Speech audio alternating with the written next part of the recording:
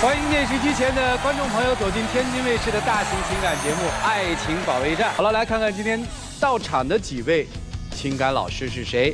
他们是著名的节目主持人周群老师，欢迎周群老师；著名的节目主持人莎娜老师，欢迎莎娜老师；著名的节目主持人严品宏老师，欢迎严品宏老师；来自华谊嘉信的高级副总裁曲薇老师，欢迎曲薇老师。好了，接下来就要看一看今天的第一对嘉宾朋友在他们的情感道路上遭遇了怎样的困惑。我和他异地10年，我的房子一直让他一个人住。以前我还不了解，现在退休回家以后啊，才发现她是个好吃懒做、喜欢乱花钱的女人，家里什么都不管。退休回家后，就天天打麻将，不但半夜回来吵我，还要拉上他的朋友来家里喝酒。我朋友来家里，他也拉着个脸，让我很没面子。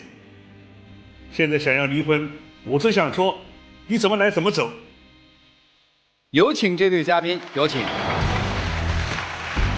刘先生63岁，来自南京退休；董女士57岁，来自南京退休。欢迎两位啊！你好，好，是结婚有13年了是吧 OK， ？07年到现在是吧？对07年。啊，是别人介绍认识还是自由恋爱啊？我们通过那个婚介所。今天来这儿是为啥呀？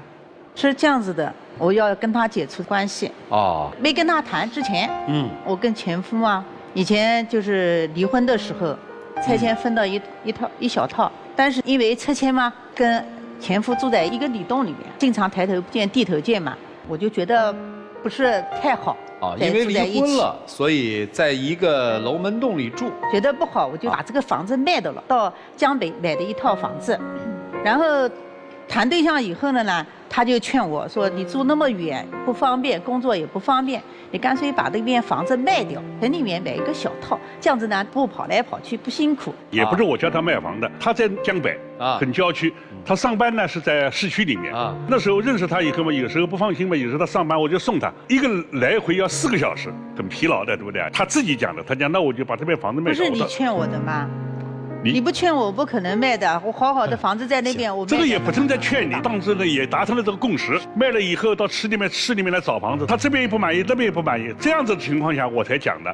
我儿子那时候正好已经结婚了，我跟儿子之间呢，反正呢也不是很融洽，他们也不大来，我也不大去，反正就他们自己过自己的。那么我自己单位分的房子呢是一个大套嘛，就3室1厅，跟我讲了，我讲那你看看，你要暂时不买就暂时不要买吧。看到合适再买，反正我的房子这么大，我一个人住，是吧？不是这种情况的。肯定在您的那个版本里面是，他请您过去，然后他共同规划说把房子卖。谈对象的时候，他对我很好，他主动要求我到他那边住的，对我就是非常关心的。其实这个不重要嘛，就是2个人在一起了嘛，对，肯定那会儿是很甜蜜的，所以才会在一起嘛，都有过情感经历，都有过婚史，2个人肯定是觉得还不错。般配就在了一起了。对，后来呢？因为当时卖的房子他特别热心，天又比较热嘛，那时候他带我骑个摩托车，又是带我买西瓜啊，又是冷饮啊这些东西。哎，我觉得他这个人确实蛮不错的。07年南京的房价也不高啊。对呀。江北的房子就更不高。江北房子我江北房子07年不高，卖的15万多，16万不到。对。住一起之后呢？那前面呢？相安无事，他单位也不好，他就到东北去干活去了。我们2个在一起以后，实际上呢是异地了10年。这怎么讲啊？为什么异地10年呢？因为裁员我也下来了，这样东北一个老总就讲了，我这需要你，一待呢在东北呢就待了9年多，一直到我退休以后回南京了嘛。一回南京。一相处了，我发现就不是那么回事了。这个女人呢，好吃懒做，还有一个花钱。她现在讲话简直买钢琴了，钢琴买了不到2个月就低价把它卖掉，一个去买古筝，一个又去搞什么美容。她简直颠倒黑白。我讲你一个工薪阶层又到这个年龄了，搞这些东西干什么？一到东北去，几年全是我在家里面。所以呢，现在呢，我的朋友来了，才把脸拉多长的，对不对？我朋友来没吃你的，你总要给个面子。所以呢，我现在呢，就是说很简单。不想跟他过了，大体听明白了。我问点问题可以吗？没问题。这10年期间，你们靠什么来维系自己的情感呢？这个我挺好奇的。那时候我不在东北上班，啊对不对？老总呢，他也很体谅的。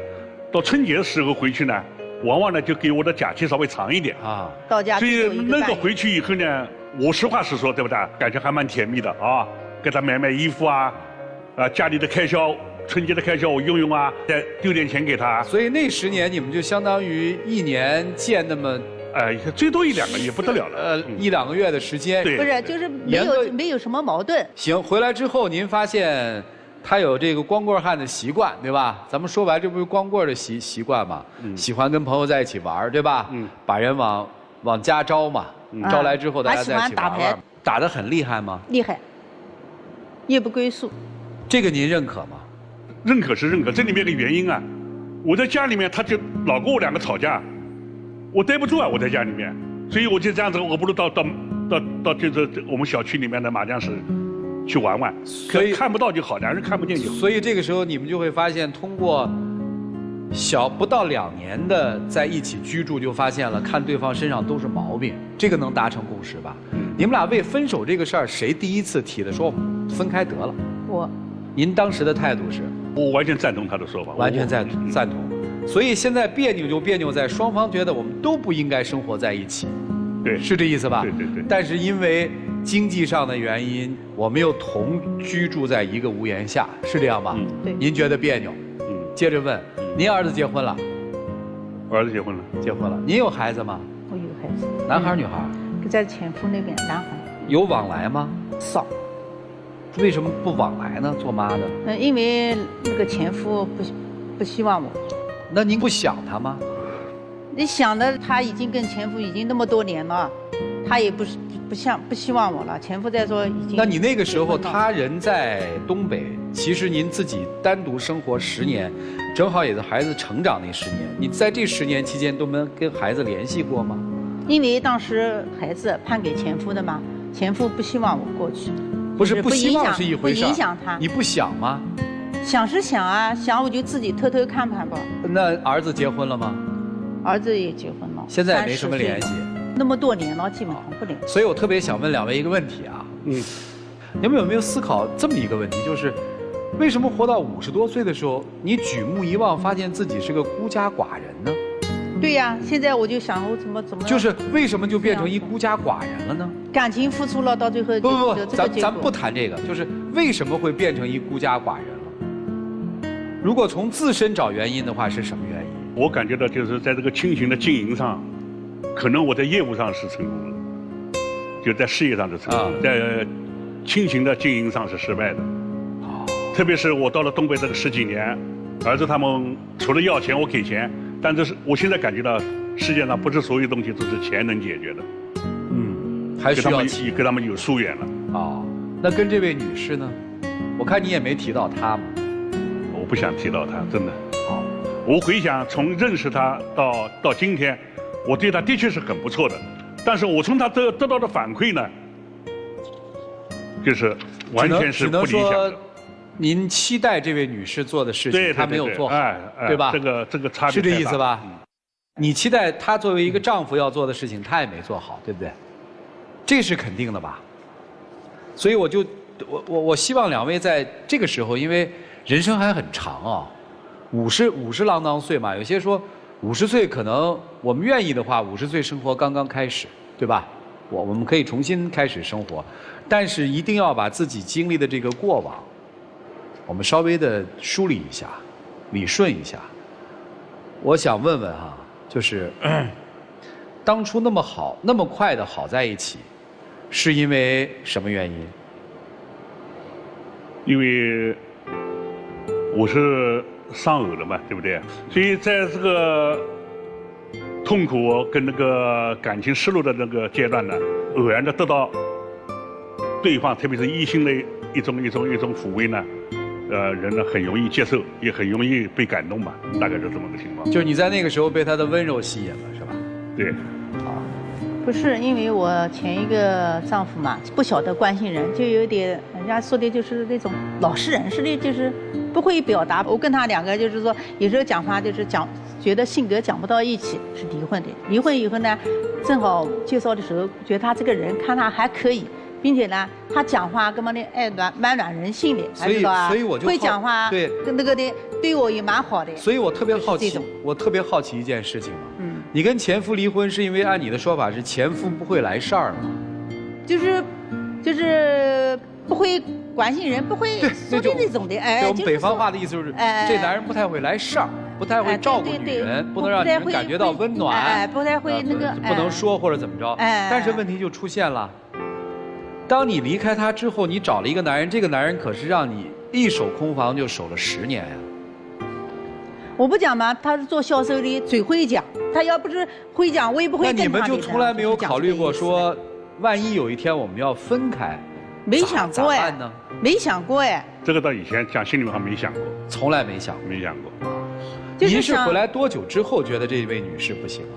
我回来大概半年左右，我就开始感觉到，好多地方都是跟我所想象的这大相径庭了。说白了就是您所想象的婚姻生活和您实际到了家里之后发现是不一样的。不一样，不一样。所以那10年对他们来说是个恋爱期，真的进入到所谓的婚姻叫日子里面，很快就发现双方都不适合，对吧？各自都过惯了嘛。一个单身了，这是离婚之后，其实说白了单身了10几年嘛，这个也是单身了10几年嘛，各过各的嘛。你们等于新的认识和磨合是从退休之后才开始的。应该讲是这样的。打你们从第一次想跟对方分开，到今天，我相信很痛苦的一个过程。但是在这个过程当中，有没有想过我们俩做点什么，能够让我们俩往一起合呢？就是说我跟他，您想过吗？我前面跟他沟通过，因为他才来家的时候呢，他就从东北才来嘛，他就跟那个以前的那个同事啊什么的在一起，就是说聚会啊什么，我就跟他讲嘛，我说你才来可以，就是大家聚聚玩玩，不能老这个样子，还喝酒啊、聚会啊、打麻将，我说你不能老这个样子，你毕竟你在东北，你说我一个人就算了，对吧？哎，你来家了，你就要多搞搞，对吧？我们俩一起做。他就说我懒，就是意思叫我做，他做，他出去玩，他回来吃吃喝喝，家头当旅馆。也就是说，您曾经跟他谈过、沟通过，哎，我跟他讲的，我说不能这样子。您做过什么努力吗？就是为了挽救这一段。我深思熟虑过这个问题，谁多做一点，那个都不是事。真正的事在什么地方呢？就是我感觉到，我自己也衡量过，我们两个的志气跟爱好不一样。他喜欢文体方面的，现在也提倡老年人有一种健康的生活，这个咱们不去评价他是与否。但是呢，因为我对这方面没这个细胞，我喜欢的就是同事之间啊，能够经常聚聚，喝点小酒，吹点小牛，打点小牌，回忆回忆过去，小区里呢打打麻将玩玩，我就感觉到这就是我退休以后应该有的生活。但是呢，恰恰就是说呢，他的生活方式跟我的生活方式，我们彼此之间都不认可，这就是造成了我们萌发了相互之间不能在一起的那个原因。那么我也冷静地想过，分开以后感觉到一生就轻松，怎么轻松了呢？没人抢我了。但是我也考虑过一个问题，假如我老了哪一天在床上不能动了，不管怎么说，这个半路的夫妻跟我儿子相比，那我相信可能还是半路夫妻要照顾的肯定比儿子要多得多。儿子有事业有家庭有他的小孩，是不是这个道理啊？无论从时间空间还是从感情空间，儿子肯定是不如老伴儿。但是呢，比较来比较去，我最后在这个两个交集点高头，这就是我的两个交集点，到底要老伴好还是不要老伴好？到底要这份自由好，还是要以后有人来相互呵护好？我想来想去，也许还有个20-30年，如果天天像这种日子过下去，我可能20-30年就要变成15年。我宁可不要老伴，干嘛不开开心心的过好自己的下半辈子，要去受别人的制约呢？所以这个两个比较下来，我现在就是最终决定，我还是单身吧，受不了。这就叫决绝嘛。对。那他就这样一直不走，您可怎么办？你真不走，谁也没有办法。我老实讲，所以呢，现在呢，就这个情况摆在这地方，你爱住你就住在那，你感觉到习惯，你感觉到不便利，你就住在那，咱们又不说那么绝情，对不对？您这话说的都挺绝情的啊，句句扎心。那怎么弄呢？我从一旁观者，我说一个我的感受，我只说感受啊。您是10几年也不知道怎么2个人在一起生活是生活的样子，您是把生活样子想得又太美了，有您的一个标准，所以当这2个不能在一起很好磨合的时候，人就是这样嘛。好的时候怎么都好，看你不顺眼的时候，你做什么都不顺眼。这个事儿，就是咱们看看从哪一个角度把这件事情更好的解决。当曾经的柔情蜜意变成了彼此敌视和恨的时候，2个人怎么很好的把这个手分开？好歹我们念点旧嘛。因为虽然咱们没什么牵挂了，但是那些邻居还是你们日常要交流的人啊，对不对？对。别再弄到最后说邻居说你看这2个人，这个话就不好听了嘛。这个中国人的话，咱还要点面子。咱们看看怎么把这个事儿很好的给它处理了，让老师们给你们提供一些维度啊，好吧？来，我们一起进入丘比特问卷。我觉得你们都有孩子，虽然有的孩子远一点，有的孩子近一点，但是其实老人、长辈他们在做事儿的时候，就是给子孙在看呢。你们所作所为，其实他们看在眼里，记在心上。你们是怎么对别人的，有一天，他可能会用同样的方式来对待你们。所以我觉得2个人稍微松点劲，这个时候好像箭在弦上，不得不发。但是我认为有那么着急吗？你们已经回来有2年多，一直在这种矛盾当中了，先别着急，把这事儿稍微冷一冷，2个人都静一静，看有没有更体面的方式。我强调了一个体面，你让对方难堪，其实是让自己心里添堵，所以体面一点。我就这些。好，谢谢周老师。谢谢。来，莎娜老师。我觉得你们2个人有没有共同想过一个问题？为什么你们的孩子跟你们彼此的关系都不好呢？你们2个人有想过这个问题吗？都是儿子，都是自己亲生的那一个，为什么儿子跟先生的关系不好？您那边也是，可能是我认知有偏颇，我总觉得离婚的夫妻，妈妈是一定要争这个孩子的，无论是什么原因，一定要争的。但可能有种种的原因，比如说弱势啊，或者说确实经济能力受限的情况下，法律的一些支持，这个孩子在这个时期是必须要跟爸爸的，所以可能判给了爸爸。但是我觉得就算这样，妈妈在孩子的成长过程当中也不能失职。就我可以缺位，但我不能失职。我不相信你跟他的离婚协议里面就要求你这辈子都不能见孩子吗？没有吧？没有。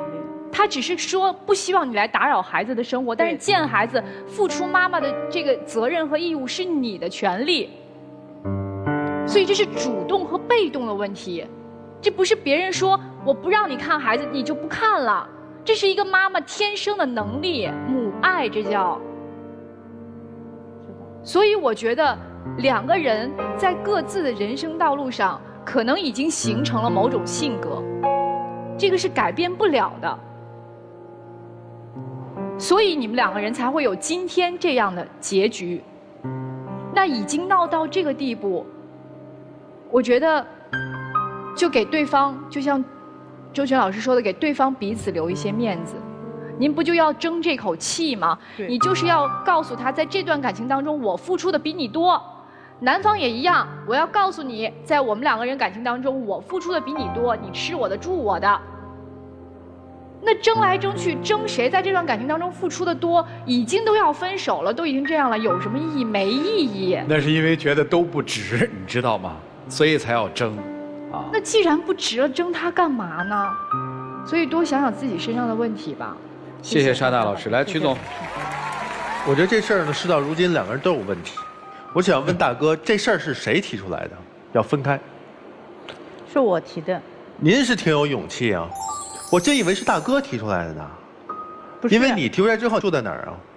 不是，他不是到麻将当经常不来家吗？我就生气，我就提出来的。好啊，有这个勇气提出来就有这个勇气承担这个后果，赶紧走，因为你晚走一天就多损失一天自己的青春。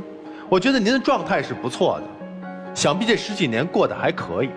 可以想到您爱好文艺啊，兴趣广泛啊，等等的，你的生活当中本不需要这么一个人。大哥这边，不要在乎他那些小话，毕竟有不算近2年的这时间嘛，有11年左右的美好回忆，是不是？而且况且人真是啊，当时是您出于对他的感情给他了建议，结果就是他没有防得住。所以如果能更多的给一些表达你的善意，对过往的一种回忆的话更好。但千万不要再纠结于你们的话语之间那些你不是啦，我错了等等的，没必要，好不好？别耽误彼此的时间了，就这样。杨老师，我真替你发愁，你以后的日子怎么过呀？您今天快60岁了，我觉得您还算是漂亮，可想而知年轻时候也不差呀。是啊，当时跟你1分钱不知道攒，一点财不知道理，把房子全卖了，钱全要造完了，儿子也不管你啊，以前日子过得糊涂呀，以后怎么办？你就这么稀里糊涂过到现在，房没房，钱没钱，男人也不要你了。不要再糊涂了，咱把自己的高消费往回敛一敛。虽然先生有很大的问题，我待会儿要说他啊，但是他这点没说错。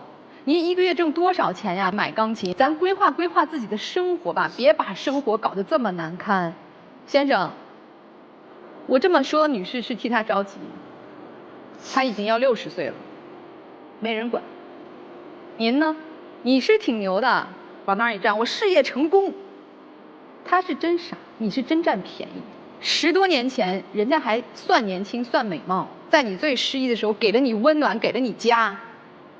好，今天你嫌他絮叨了，嫌他做美容花你钱了，嫌他为了享受生活去学钢琴了，这厚道吗？你在外地1年回来1个多月，有个女人在家守着你，等着你，美得很。你回到南京了，回到他身边了，发现人家有毛病，不符合你的心意，你就甩，这善良吗？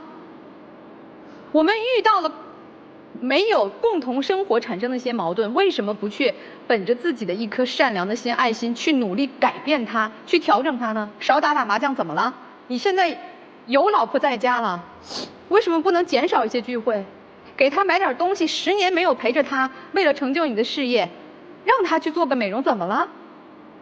老婆不能疼吗？既然我们铁了心了，说我宁可自己潇洒自由到老，我也不愿意负责任，不愿意去宠爱一个女人，那你今天拿出来点样啊，咱爷们儿点，善良一点。既然不能在一起，我不支持你们在一起啊，你把样做出来。你告诉我，这个跟你在一起10多年的女人，就此离开你，她以后日子怎么过？你该做点什么？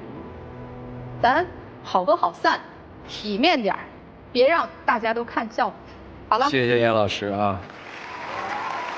这里面其实你可以提纯几个关键词嘛，第一个就叫责任嘛，得对生活负责。大姐是，大哥也是，你们得对生活负责。我记得我刚才问过你们，你们好好想想，为什么时至今日你们活了一个孤家寡人嘛？挺可悲的嘛。就是哪怕是有10年情感，虽然很薄的情感，在一起的人为什么都留不住嘛？留不住没关系嘛，为什么要在分开之前还打成这样嘛？这就是责任嘛。第二个我就讲后悔，我相信你们把这条肠子都悔青了，谁都后悔。可是人世间哪有后悔药嘛？你们俩现在是后悔，看得出来，后悔的原因是觉得不值，我怎么跟他了？不值，我这10几年不值，那不是你选择的生活吗？第三个其实是最虚的，可是人生呢缺点东西还就不行。第三个我们讲良心，就事情到了这一步，我们说什么其实都没用，就做人得有良心嘛，事儿得有个天平嘛。真想把这个事儿解决好，有责任的、有良心的解决好，你们肯定不会闹到这儿，他也不会这个状态。也许你特别有良心的把这件事儿解决了，说不定你们可能暂时分开了，哪一天你有事儿他会出来，你压根儿就说看起来是想清楚了，其实你什么都没想清，你想的全是顺着你方向的事儿。真有良心的解决，30一厅的房子调开，卖了。能不能给人1居室，你自己2居室啊？10年的念想，10年的情感啊，这事儿可以做呀。你真有良心，你说我要跟你分了，因为有些事儿我们不在这儿展开说了。除了打牌之外，有没有其他的事儿？反正心里清楚就行了。我们不去追究他们，不说这个事儿没有意义。30亿平的房子可以调了吗？调了以后，可是现在法律非常健全和齐备嘛。我这是念感情吗？那一居室就是个使用权嘛。你身故之后，这房子的所有权是我要给我儿子的嘛。立好遗嘱，写好规矩嘛，这不就费点心思吗？那你也算给人一个交代啊。我相信，可能电视机前的很多观众都挺同情他的，但是在同情之余，大家会想，您确实是不是有很多地方做的也不好？您回去也反思反思。我们还有最后的60秒的时间，留给你们俩之间的对话。其实呢，我就觉得我这个有2个方面，一个方面呢，我确实没有地方住，对吧？跟你这么多年。第二个呢，我主要就看看你，我觉得我在你的心里头是什么分量。既然你这样子，我本身我们俩性格也不合，我真的不想跟你过了，对不起。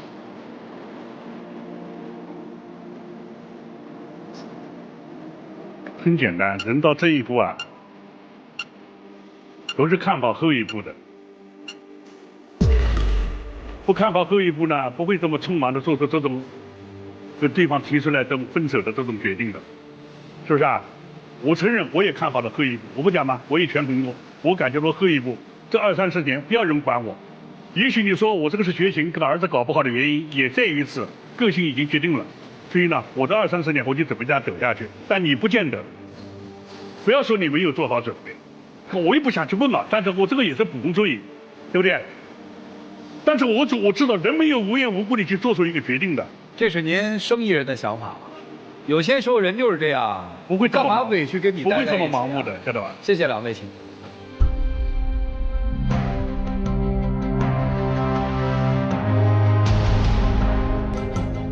接下来我们来看看这对夫妻的选择是怎样的，请开门。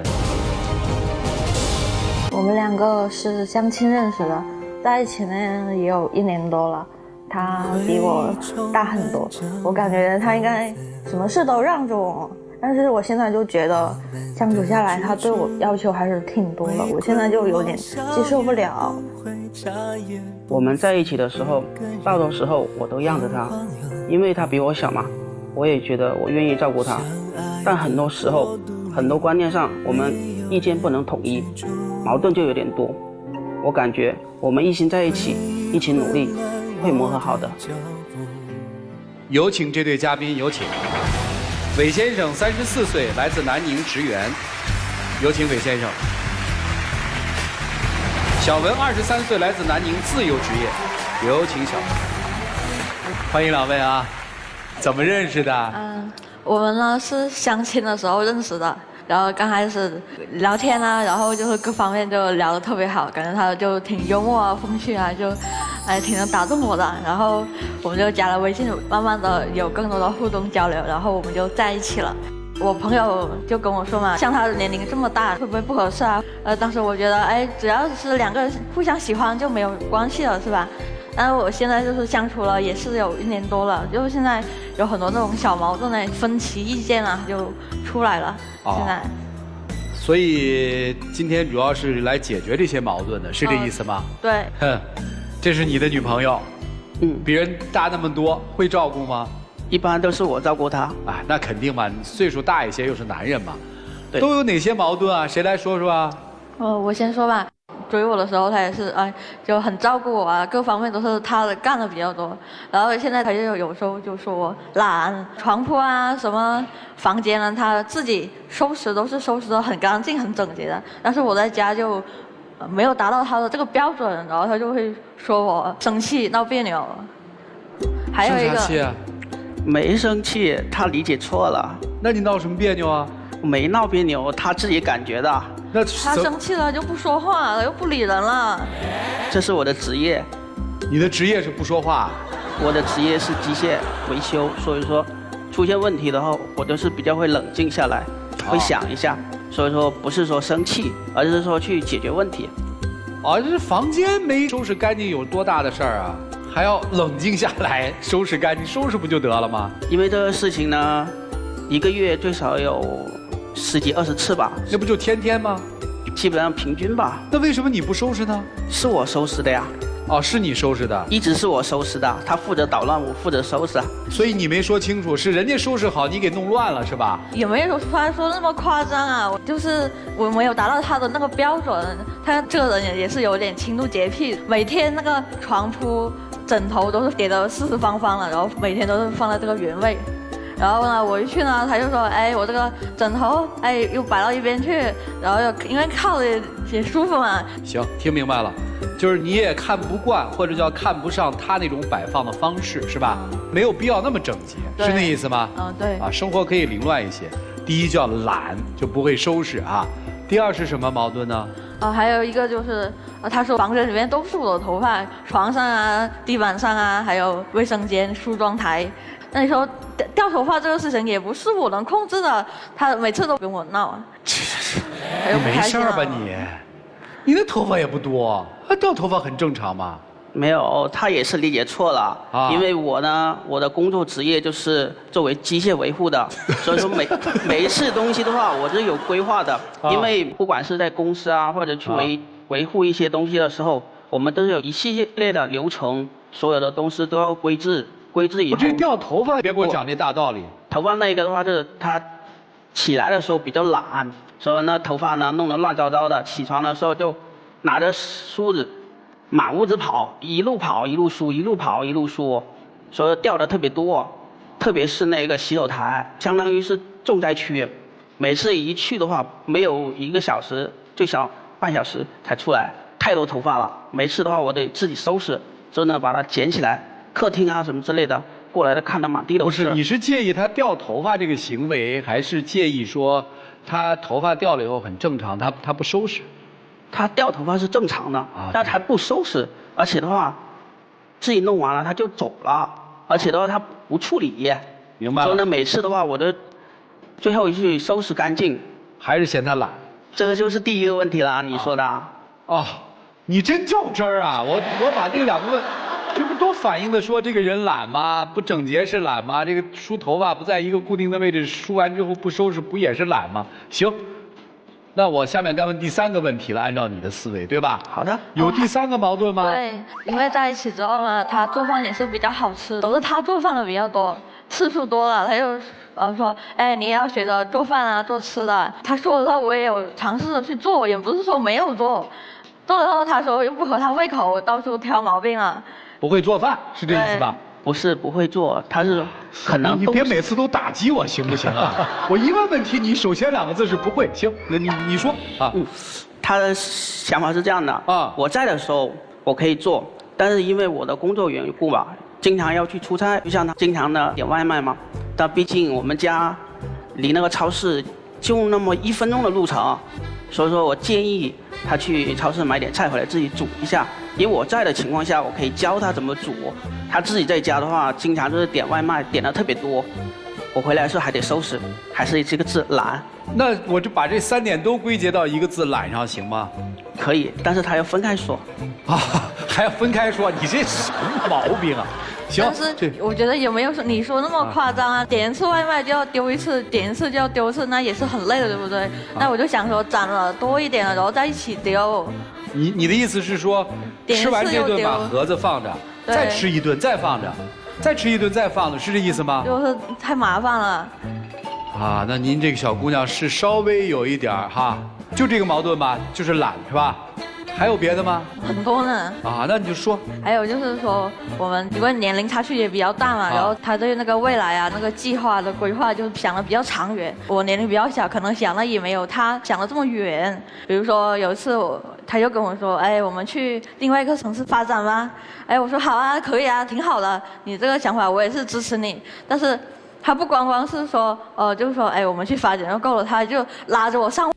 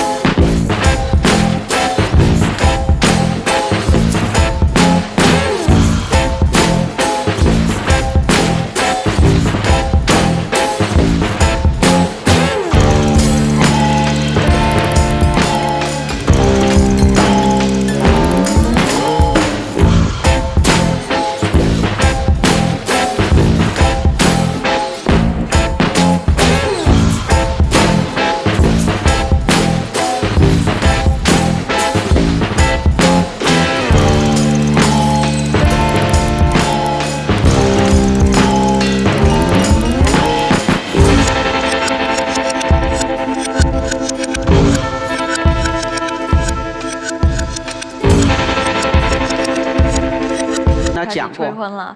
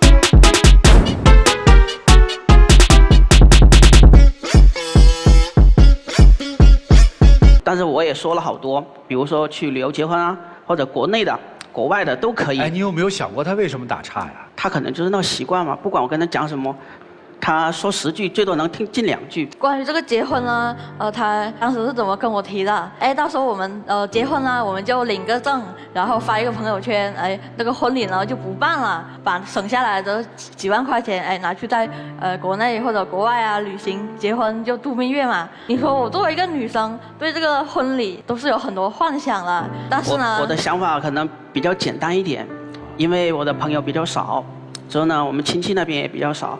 所以凑起来的人就比较少，所以说我觉得去旅游结婚比较划算一点，毕竟可以留下一段比较美好的回忆。你能听他说完吗？啊？他说婚礼这种东西就是形式而已。这个我能听懂。姑娘，我问你几个问题啊，你现在会不会嫁给他呢？未来3年会不会嫁给他？还需要想一下。你打算什么时候结婚？多大岁数的时候嫁人？过2年年纪大一点了。哦，2年之后你会嫁给他吗？没有什么矛盾了，然后感情又很好，我觉得差不多就可以了。那你们现在这样算是有矛盾还是没矛盾啊？有，就是各种小矛盾，各种吵。所以说现在还不具备嫁给你的条件，还不成熟呢。那今天是谁要来的呀？他要来干嘛呀？解决问题的。解决什么问题啊？就是各种矛盾啊、吵啊，希望就是刚才罗列的这些是吧？对。那你希望是怎么样呢？他直接就跟我说，哎，到时候我就不办婚礼了。他有没有考虑过我家里人？因为我家里人是比较传统的，是不是？然后我个人也是希望有一个婚礼了，他没有征求过我的意见啊，是不是？所以你来是希望解决你们出现的矛盾，对吧？对。这个矛盾可能每个人看到的是不一样的，比如说是不是尊重啊，是年龄的问题，还是思维方式的问题，还是职业的问题？到底是什么造成的这个矛盾？我们让老师给分析分析，好不好？好的。来，一起进入丘比特问卷。你说你30出头，人家才20啷当岁是吧？这刚刚是23岁对吧？磨合对，吧？要磨合，而且我觉得要给他时间，然后慢慢推进，逐渐发现你们之间有没有不可逾越的一些东西，这个很重要啊。谢谢老师。2位好，这2个世界的人嘛，就很显然，姑娘还没定性呢。就从她个人的成长，她可能还需要一段时间。所以现在其实就看你自己是怎么看待你们2个人之间的这段感情，就你愿不愿意陪她成长，但是陪的这个代价有点大，就是这个里面你可能要付出的。不只是时间啊，或者精力啊，你可能要谦让，或者说陪着他摔倒，重新站起来。但我觉得谁都不是谁的救世主，而且谁也不可能对谁义无反顾，然后勇往直前，不计成本和代价的去付出。一定是他看得到这个东西能给他一些回报，他才愿意去付出的。所以我觉得你要衡量好这个事儿。如果你想清楚了、决定了，那我觉得就可以很早的把这个想法告诉女孩子。如果你要是觉得我们可以再磨合，那我们就先不谈未来那么遥远的事情。对女孩也是，我觉得现在对你来说最重要的是什么？成长，然后规划好自己的人生。现阶段你什么都是迷茫，工作迷茫，什么感情迷茫，个人的这个所有的生活自理能力都是迷茫的情况下，你去谈嫁人，跟你去聊这个话题，我都觉得有点太大了。我觉得你好像还是一棵那个小树苗，然后就问你这果子结出来以后是怎么样的，什么样的一番景象，这完全不现实。然后考虑什么婚礼怎么办，这都哪儿跟哪儿啊？所以我觉得你先把自己的个人生活的自理能力，你未来事业到底要干什么，他给你的规划你不是不满意吗？那你自己到底要干什么？你有什么样的人生规划？是他30多岁，他30出头，你也对吧？20多岁，那这个时候正是应该好好规划人生的时候嘛。所以我觉得都不着急。好的，谢谢老师。好，谢谢。好，谢谢莎娜老师。来，徐总。很明显，我觉得现在你们谈婚论嫁太早了。这个早，我们是这样的，我感觉你们一直在偏养他。虽然说他是无业，但是的话，我是有工作的，我有能力能养，他可以待在家里。但是千万不要说这样的话。你听我说，你太急了，我还没说完呢，你就打断我，不谈他。我觉得你现在谈婚论嫁都过早。我也早。你岁数其实不算大哟，你的事业上真的是有所成就了吗？也不重要，重要的是说你现在所有的逻辑方向都是自己一个人生活的轨迹。结婚可是2个人的事情，对吧？必须得征求对方的意见，对方愿意和你在一起，并且今后过的日子是2个人，对吗？看看你们现在磨合当中出现的问题，枕头必须要放在左边，不能放在右边，因为我的工作是有流程的。头发你梳完了，你不能到处走着梳啊！梳完了掉头发一定要收拾，这是你的生活，对，不是他的。你试图把他要完全变成另外一个你，不可能，因为对方还没有看到你对他的足够的好，足够信任，说愿意接受你这种方式，甚至于他能不能改还是一件事儿，还是另外一个未知数。包括你的规划3年做出来了，甚至于连婚礼怎么举办与否都已经定了，而且不听他的。你说我的朋友少，所以我觉得这钱应该花在我们身上，可他的朋友亲戚可能多呀。你有没有考虑他呢？当你这个思维模式里还是以你为中心的时候，说严重点是自私，说不严重的是现在你还没到真正能容纳另外一个人进来到你的个人世界里。因为结婚一定是2个人世界并在一起的，不能以你为主，不能以某个人为主，明白吗？真正你的世界里能容他，不光容他的好，更要容他的不好。当你能看到他虽然掉了头发，但你不去说的，你去帮他收拾好了，这个感觉就有，明白吗？现在在你的生活当中去找这种感觉，尊重他的位置，尊重他的存在，尊重他的意见，你们才可能进入到谈婚论嫁的地步，明白吗？你太着急了。好，谢谢徐总。来，严老师。我觉得你们2个不仅仅是因为年龄差距大，对生活的理解不同，更大的问题是在我看来，你们2个人的截然不同的性格。男生其实你看说34岁了，比女生大11岁，但我觉得你并不成熟。你对婚姻、对情感、对家庭的感知，在我看起来，都是非常感性的。你明明知道这个女生和你在一起有诸多让你不满意的地方，比如说她懒，你还把这懒分了3个层次，我听起来就是一件事。比如说，她不按照你的意愿去从事你认为适合她的工作，你处处都不满意啊。但是你还说，哎呀，我要娶你，你把结婚的方式都想好了，那么浪漫的吗？你这个年龄其实应该更务实啊。遇到一个女生，是她很不错，她年轻，她单纯，她善良，是一个好姑娘。但是你搞清楚了2个人在一起生活，用一种什么样的方式让彼此轻松幸福了吗？你什么都没有搞定就要进入婚姻啊？所以是不是太不理智了？其实你别看这个女生23岁很年轻，而且话不多说，我很害羞不好意思，她比你反而理智哦，她很清晰地看到你们之间存在问题的。很多没有磨合好的东西，所以他遇到你说要结婚时，他又打岔。他用很理智的方法，希望通过时间、通过磨合来解决你们之间的问题，再去考虑结婚这个层面。我不觉得他是因为简单的说，哎，我还小，我才20多岁，我暂时不太想考虑婚姻，是他还没有想好你这个人适不适合成为他的老公。他很理智的选择了我要去考虑你，是你身上有优点，我也喜欢你，但是还有很多我不能接受的。我认为进入婚姻真成了我丈夫一辈子的事儿哦，我要慎重。所以你们处在不同的一个情感当中的层面，这个距离其实很遥远。你们已经磨合了1年多，但我看到的成绩是很小的。所以先生，我希望您更理性的、更认真的审视你们的感情，而不是着急于结婚这个目的。当你放下所谓的目的、功利心，说我就是要早点结婚，我都30多岁了，你才能够打开心扉去体会和这个女生之间的爱情，相互的吸引，相互的喜欢，他才会感受到，哎，我是被这种真情所打动，是被这种相爱而感动，才愿意走入婚姻。先好好谈恋爱，再说结婚的事儿，好不好？谢谢。中国古人讲君子和而不同，其实好的情感生活也是和而不同。让我们在一起，但是我们允许有很多的不同，大的主流方向是一致的。我一直认为，在生活里面特别较劲的人挺累的，被子怎么叠这不重要，叠了就好。当然有一些人是有自己的规矩和规范的，所以我们俩是2个世界里的人，这个就是这样，我们俩认知不一样。可是你谈恋爱的时候，恰恰需要对方来认可，可是又不能完全的认可，这就是和嘛。不同就是他有他的想法嘛。没有一对情侣在谈恋爱的过程当中没有矛盾的。如果2个人在一起相处半年以上没有矛盾的话，那不叫情侣。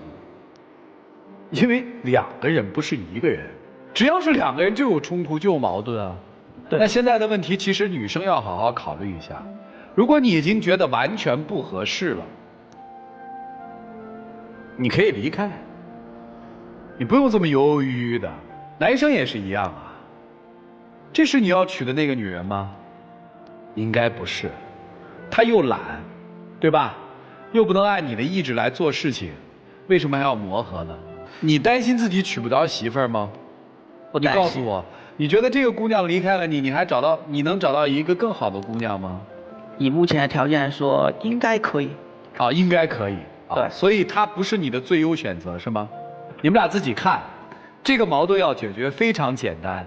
从今天开始，学会尊重一个比你年龄小，在生活上面相对比较见的比较少，我再这么说吧，相对比较幼稚的一个姑娘，学会尊重她，再跟她谈恋爱。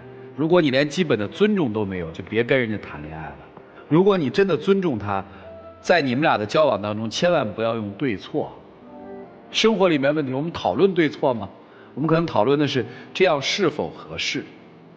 尤其在恋爱当中，你学会尊重她好吗？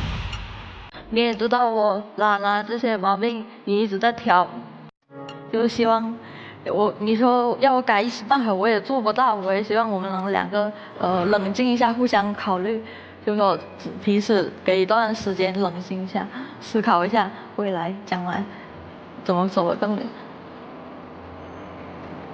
还是需要2个分开，各自想想，对不对？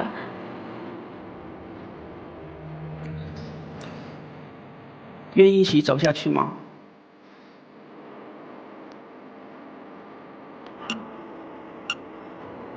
我觉得还是要冷静的处理一下我们的关系。指导人生的人，怎么突然间就变得那么弱了呢？感觉有点变了。所以在情感世界里，并不因为我比他年长，我比他的经验丰富，或者叫经历丰富，我的收入比他多，我比他更成熟，所有的这个外在条件我都比他好，我就可以变成强势的一方去指导别人。没有，在情感世界里面就是爱多和爱少。好了，接下来呢，我们就请他们到门后去考虑怎么面对这段感情。谢谢2位，请回，谢谢你们，请回。我们节目组的唯一官方报名热线是0223606301，有情感困惑的观众朋友可来电报名，不收取任何的费用，小心被骗。最后这2位到底会作何选择呢？让我们来看看他们自己的选择，请开门。好，先请。有网友提问说，我能力有限，只能打2份工来维持家用，但是呢，需要供养房子、供养孩子，每个月挣的远远不够。我跟我老婆说了我的压力以后呢，希望能一起上班努力挣钱，但她还是一样不上班，只知道说我没能力，养不活孩子，我该怎么办？我想跟你说的是，那不如减1份工吧。反正你打2份工，你妻子也认定你没有能力，干嘛让自己那么累呢？感谢电视机前观众朋友的收看和陪伴，我们下期节目再见，谢谢大家。